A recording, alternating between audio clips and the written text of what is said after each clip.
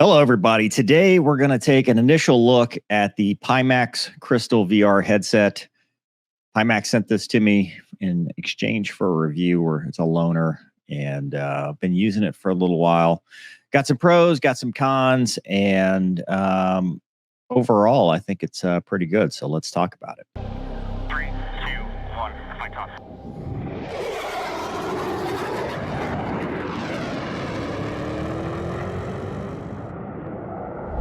So first thing out of the container there, it's pretty easy to set up. Kind of reminds me, because it's, I think PIMAX is based in Beijing, kind of reminds me a little bit of WinWing as far as documentation goes. There's not much when you open it up, and there were a couple things that were just kind of weird to me, like this battery charger and just getting the battery out, kind of some weird stuff. But overall, it wasn't very difficult to set up. I think it actually more plug and play than the Reverb G2, which is what I'm coming from, the HP Reverb G2, the very first one that came out back in like 2021. So I was looking to upgrade, and this looks like a good option. Now, this is the PIMAX Crystal. See, it's a kind of a larger headset.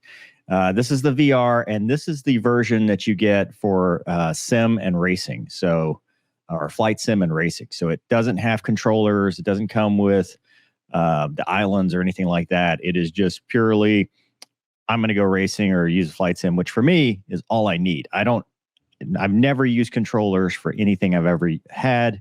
I've only done iRacing, Microsoft Flight Sim, and DCS. So that's kind of the three things that I tested and the three things that I cared about. Out of the box, setting it up, not very difficult. You've got the cable here, and you'll see I've got a comfort strap here, which I'm going to talk about in a second. But you see, basically, you just plug it in and get the straps all set up, and you're good to go. It did take a little bit of setup, and I think the biggest thing, like anything else, is it takes a while to get everything dialed in. Because in DCS, you're using the quad view, foveated rendering. You've got to set up the eye tracking. You've got to set up the hertz. You've got to get all the settings right. And there's a lot of great videos on YouTube with very smart people that have already set this up. So I'm not going to talk about what the settings are. I'm just going to talk about how the headset works. So this is like the first of a couple videos I'm going to do about it, because right now, my setup is a 4090 video card with an 11900K processor. And as soon as I finish uploading this video, I'm actually upgrading to a 14900K. So it'll be interesting to see what the performance increase is. So as far as the pros, this headset has a ton of performance. The thing that got me was it looks great. I can finally read the stuff in the cockpit very easily. You're not kind of looking around in DCS. It performs very well. The eye tracking works great. When you get the quad view foveated rendering working, wherever you look is where it's going to give you the highest resolution. So it's giving you better performance. And I was getting consistent frame rates. At one point, I had it at 80 something, but I locked it down at the 72 hertz, which I think works great. Wags actually is the one that recommended that to me. And at 72, it just locks. It doesn't go back and forth or anything like that. And that's both in iRacing and DCS and even Microsoft Flight Sim. Now, Microsoft Flight Sim, it doesn't work as well. It's about 50 something frames, but in the same scenario in Microsoft Flight Sim, I was only getting like 30 or 40. So it's an immediate frame rate increase. It's performing much better, and you end up getting great visuals. I mean, it's absolutely beautiful.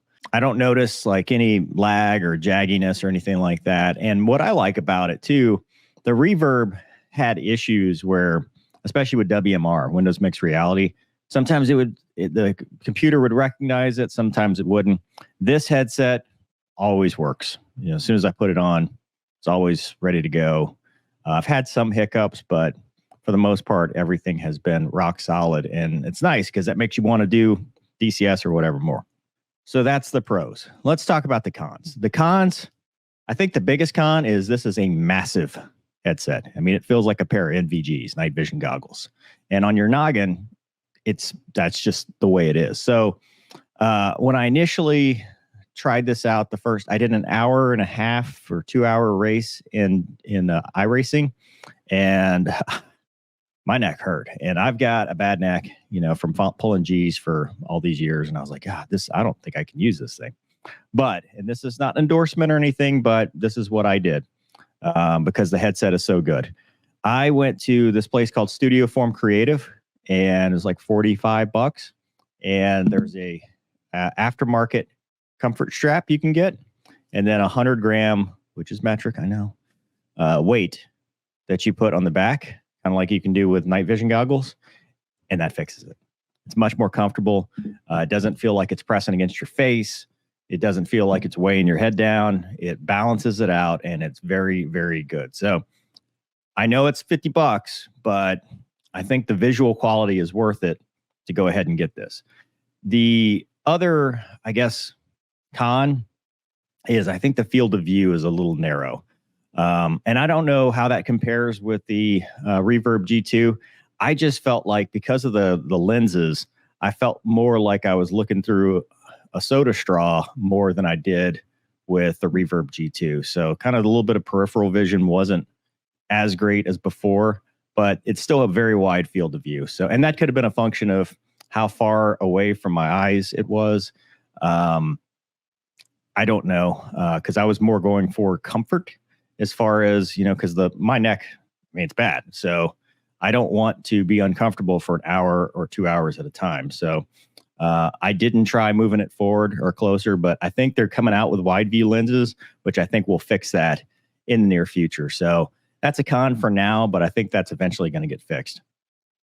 The documentation is a little lacking when you're trying to set it up. It's a little tough to go through all the different settings and everything, but there are some great YouTube videos that I think make it easier. And then once you get it going, there's not a whole lot to do. It's just like anything else with a computer. Sometimes stuff works, sometimes stuff doesn't. So it's just that initial setup that sometimes is a problem. But overall, I'm really happy with it. I think for the price, you're getting very good quality and you're getting good performance. And I think those are the two things, especially in the flight sim world, that you like.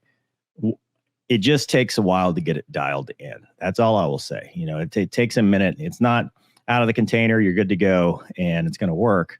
But same thing with WinWing. It's not out of the box, it's going to work. But once you get it working, it's pretty good quality, and it's a good, solid VR headset that works in Microsoft Flight Sim, iRacing, and DCS. And for me, that's all that matters. As long as it's a good picture, good performance, good stable performance.